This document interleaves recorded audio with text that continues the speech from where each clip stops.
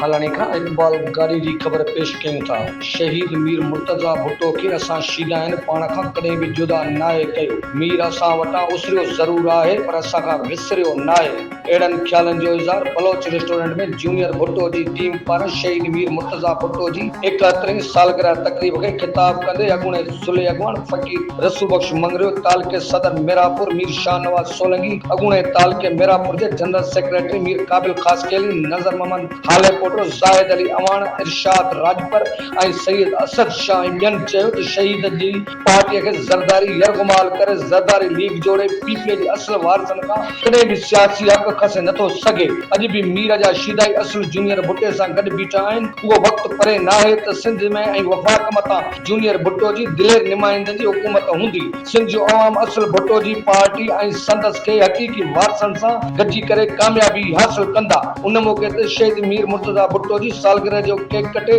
सभिनी दोस्तनि खे केक खारायो वियो।